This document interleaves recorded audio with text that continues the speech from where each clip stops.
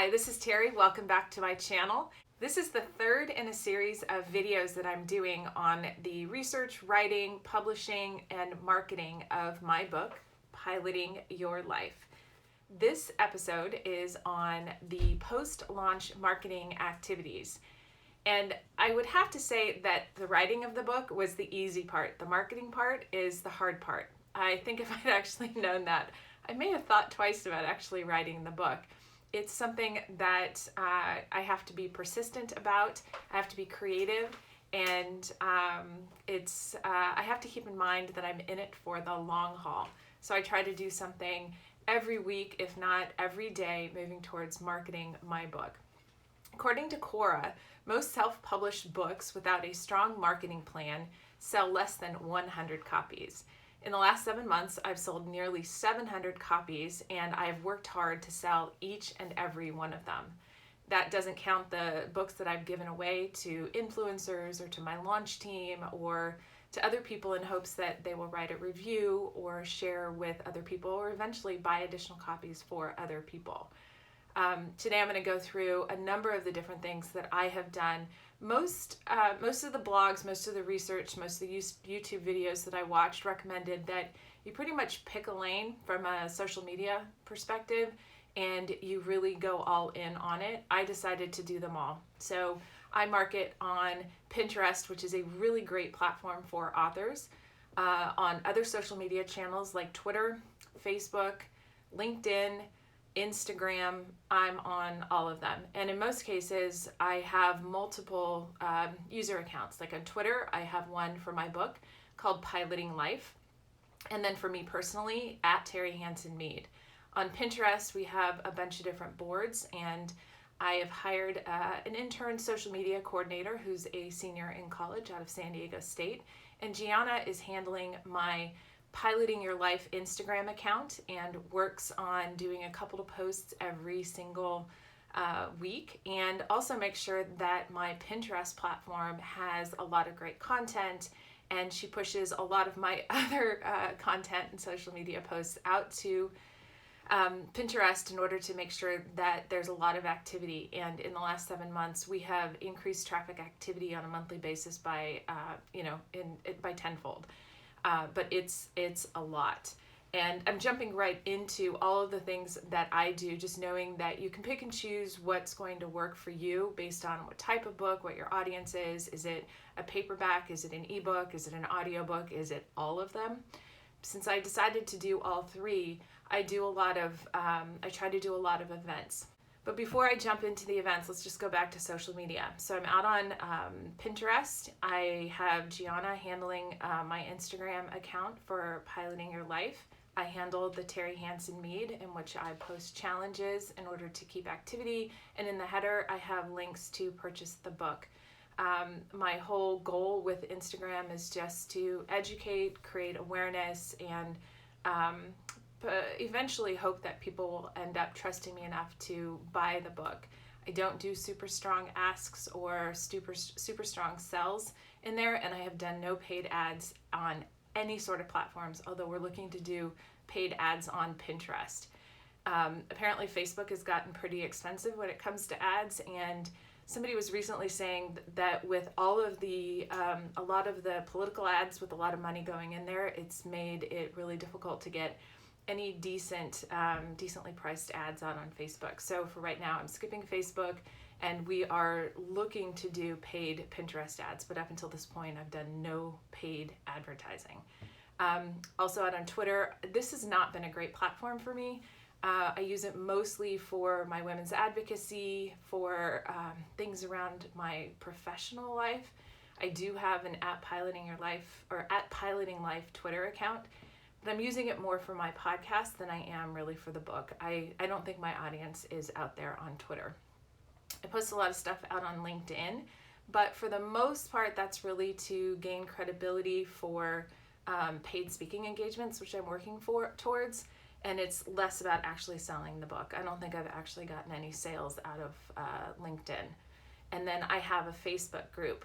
I created the Facebook group hoping that it would create community discussions around women And the more and more I read, I hear that that's not necessarily the best way to eventually sell books. In fact, my writing coach, book producer, and editor, Katie, I think has backed away from doing a lot of stuff within multiple Facebook groups because it wasn't leading to sales for her, and I don't think it's actually leading to sales for me either.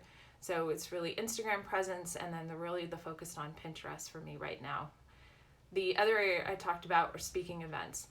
When I am able to do speaking events, whether it's at a library or I've been going into bookstores and giving them my books, and in hopes of reaching out to do author events, I think I'm less likely to have them carry consigned books on their shelves, which is fine, because when people hear me speak, then they want to buy the book, and that's been a great lead gen for it. I've been doing house parties where women have hosted a bunch of their friends, and I can sell upwards of 30 to 35 books so long as I can speak, and then that's the focus. I've done a couple of events that have not been successful, and so the one thing to remember is just to continue to experiment and be creative, and it's not a failure unless you don't learn from it. Because I've had a podcast for the last 2.5 years, I do have a podcast platform. So for the September to December season, I did a deeper dive into topics in the book and topics that I missed within the book. And I think that was helpful in continuing to build additional content, which I'm not sure how I'm going to end up using it. But it also created awareness, and then I'm able to share that content with other people for added credibility when they might say, well, you missed this topic or that topic. And I'm like, you're absolutely right, which is why I did a deeper dive into those things within the podcast. And with the podcast, I always mention the book, and I always mention where you can buy the book in hopes that that will be a lead gen for sales. I don't know what the conversion rate is. That's the hardest thing, is being able to track all of this. I am going to be working with Gianna and Jacqueline, my podcast producer and marketing person, on creating some custom landing pages to be able to see, can I, whether it's from Pinterest or it's from Instagram, are people going there, and then are those converting into sales? I do track all of my sales, whether they're in person, whether it's an ebook or paperback out on Amazon, or if it's drafts to digital, which is another ebook distribution platform, or Findaway Voices, which is where my audiobook is distributed. And I'll be recording a separate episode on book production, because that's a pretty complicated process. Oh, and by the way, I created a blog post on all of this. It goes into much greater detail on all of these different areas, because I've been doing a lot, and now I realize where all of my time has been going. So I'm focusing on bookstore events. I've gotten a couple of no's or no responses, and I recently booked my first one in Davis, California, which I'm super excited about. It's about an hour and a half, 2 hours away, but we're willing to head up there, bring in some champagne and some cupcakes, and hopefully draw in a crowd and sell some books. And then I really do believe that's a momentum thing. So once I get one, then I'll be able to get a couple of others. Just like I got into our local library, was able to do a small event there. The library events coordinator shared how fabulous the event was, how great I was, how interesting the book was, and with a bunch of other event coordinators in the area. And I was able to book another one at another local library, which is about 30 minutes from here, and I'll be able to attract hopefully some brand new people in to potentially buy the book. And book clubs. I've been doing some book clubs. I think those have been kind of a mixed bag. If there are, 6 to 12 people in the book club, then that means that's 6 to 12 copies of the books that are being purchased or being checked out from the library, but I get paid for those too. So then it's a matter of making sure that the book clubs are worth it. Some book club members are really interested in just the book and not necessarily sharing it, which was a little frustrating. But at the same time, I've done some virtual events that have created community, and I think have actually spawned some additional book sales. So I'm going to try to do more virtual events. I put together some book baskets for auctions, and they were totally cute. They included 6 signed copies of the book, some chocolate from some women-owned chocolate shops, 2 custom labeled bottles of champagne, and then some other goodies. And the value of them without the certificate for me to participate in the author conversation, whether virtually or in person, is about $250. And so far, of the 6 book club baskets that I gave away to auctions in the area, I've received 0 calls from anybody requesting that I participate in the author conversations. So the question is, did they not find the envelope? What happened to the books? Did they read it? Have they just not gotten there yet? Are they interested in even having me participate in the conversation? So since I don't know who got the baskets, I have no way to follow up with them. One of the other things that I've spent actually a lot of money on are book awards. Apparently what you can do is submit for various different book awards, and then if you win, then you get extra promotion. You can include it on your website. You can sometimes get a sticker that you can put on the book for added credibility. I submitted for a number of them in 2019. I was a finalist in one area, so I've been able to list that. The other ones I didn't win anything. I think I spent $1,000 in 2019, and I'm upwards of maybe I'm close to $1,000 in 2020, and I'm done. If I don't win any more awards or any awards, then I'm not going to submit for any. It feels like a total racket because several of these companies have reached back out to say, hey, you can spend more money to promote, or these services are available. And I'm thinking, why am I paying for their lead generation? Why am I paying to be a part of their sales funnel? And so that's a little bit frustrating for me. But it was worth checking out. I probably could have been a little bit more judicious about which ones that I applied for. You can apply for multiple categories within a single one. And I thought by applying for multiple categories within the same company that I would have a greater chance of winning. And I think I probably should have just picked one category for each of them and then spread it out across a greater number of companies. I had my virtual assistant research ones that were appropriate for me with the requirements and the deadlines and the cost. And I had my writing coach and editor go through and make sure that they weren't scams, because apparently there are a bunch of scams out there. So I would just be cautious and be judicious about any sort of book awards. I'm not sure that it's going to lead to any additional sales for me, so I'm not sure that I would go down that route. Another thing that I paid for were some professional reviews. I did Kirkus reviews, which is pretty expensive, and I don't think the right person read my book, and so the review is okay. I got an okay one-liner, but that one was expensive. And then Readsy Discovery is another one that I did, and that one was really cheap, and I got an amazing review out of it. I'm super happy about that. But because I have 2 of those professional reviews, then I'm able to put those out on Amazon. I'm able to put them on a website. I'm able to include in my media kit, and I'm also able to include in emails to whether it's bookstores or libraries or other speaking engagement areas, in order for them to see that there's added credibility, that I was willing to invest in a third-party review, in addition to making sure that my launch team and other people have read and reviewed the book. So I do have, I think, 32 Amazon and Goodreads reviews on both of the platforms, and that's apparently really helpful. I recently saw something that if you have 50 reviews on Amazon, somehow you show up on some sort of a promotion type thing. So I think I'm going to try to encourage 18 more reviews so I can hit that 50 mark and then see what the heck happens. So what's up next for us? As I said, I'm doing a lot of it. In December, I got really burnt out. I took a little bit of a break, picked back up in January.